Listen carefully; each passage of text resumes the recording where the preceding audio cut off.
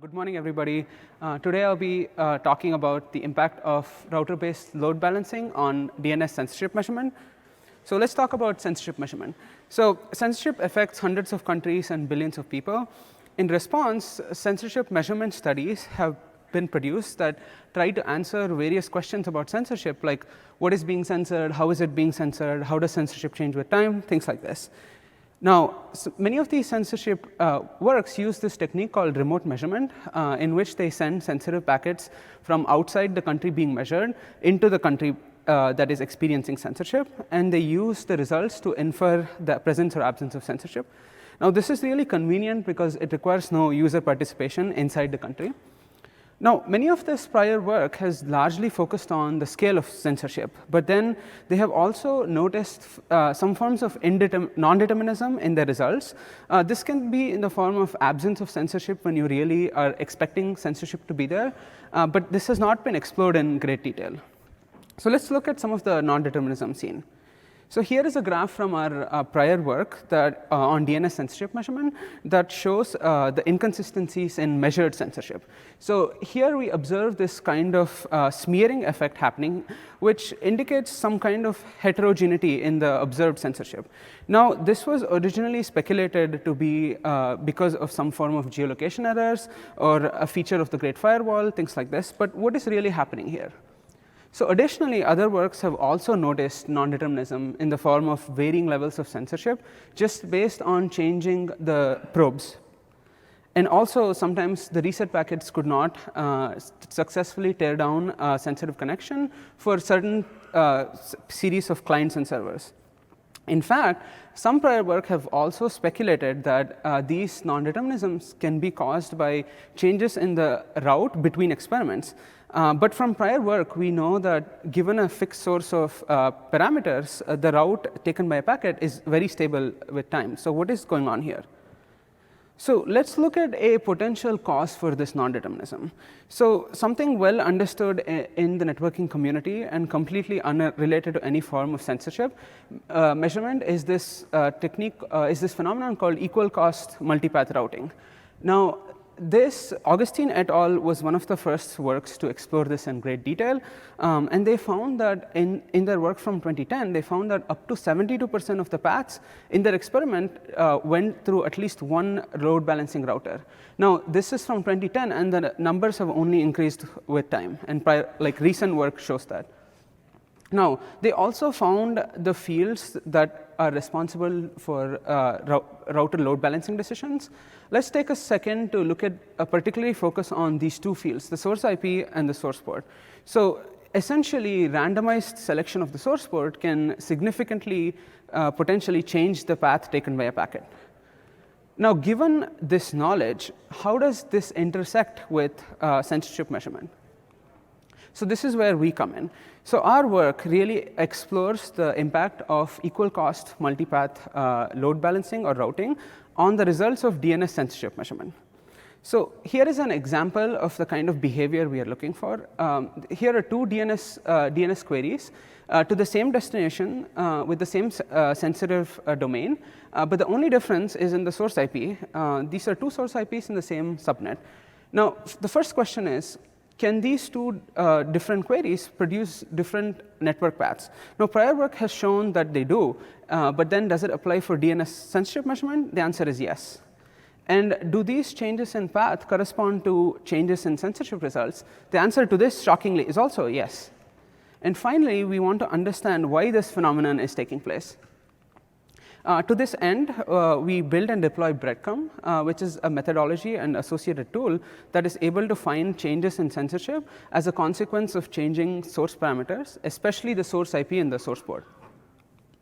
So let's briefly look at the architecture of BreadCrumb. So given a set of input parameters, these could be destinations, domains, and source IP and source port. BreadCrumb produces sensitive DNS query packets for all of these combinations and then sends them out to the internet. And then it uses the replies obtained to infer the presence or absence of censorship. Now, given the prevalence of packet loss in the internet, obtaining absence of censorship is a challenging problem. To this end, BreadCrumb uses an iterative approach between the analysis and the measurement to obtain stable results. Now, this is explained in more detail in the paper, but I will move on in the interest of time. In addition, we also implement a DNS traceroute tool that is able to build the network graph taken by a DNS measurement packet. So let's now look at the research questions that motivate our work. So we first want to answer whether changing source port or source IP causes change in the path taken by a DNS measurement packet. Prior work has shown this for general cases, but then does it apply for DNS measurement packets? And then do these changing paths actually produce different censorship results? And then do any of the particular source IP or source port cause more changes in censorship? Finally, we want to see if these censorship changes are prevalent across a wider set of sensitive domains. Now, let's focus. In the interest of time, we will focus on research questions 2 and 3 in this talk, but the results from the other research questions are presented in the paper. Okay, so does varying the source IP and the source port cause changes in censorship results? The answer is absolutely yes. In fact, we observe that 37% of the destinations across 56% of the ASes observed change in measured censorship as a consequence of changing source parameters. Now, here on the right, we have a CDF of the amount of change for all the destinations that we measured. Something to observe is this effect is cumulative across multiple parameters, the source IP, the source port, and the destination IP. So the problem just gets worse with scale as you increase the scale of the experiment. And also, something to note is a vast majority of these changes are all or nothing. What I mean by that is, for a single destination, a certain set of source parameters always produce censorship across all the domains that we test. But then for some set of source parameters, they produce no censorship for any sensitive domain that we measure. So this indicates some form of routing around censorship behavior that is happening. So now let's look at, now that we know that source IPs and source port cause change, like, do any particular source IP or source port produce more or less changes? So here on the right, we have a distribution of source IPs in our experiment that cause changes in censorship across all destinations. And the color, the bands are colored by the last 3 bits of the last octet of the source IP. So right off the bat, we notice that changes are not uniformly distributed across all the source IPs that we tested. In fact, additionally, they correlate to some form of bit pattern of the source IP. So, and also we know from router documentations that routers are known to use the last n bits of the source and destination IP to perform routing decisions. Now, this is one thing where we can show that known routing behavior has caused changes in censorship. Now, let's look at a more concrete case study example. So here we have a network graph produced using our DNS traceroute tool for all the source parameters that produced censorship results for one destination. Here, colored in red, is the node that is performing the censorship. Now, let's look at the same network graph for the same destination, but for source IPs that produced source IP and source ports that produced no censorship. So again, right off the bat, we notice something interesting. These two graphs are significantly different, the network paths. So on the right, we observe that the path taken by the packet does not pass through the node performing the censorship.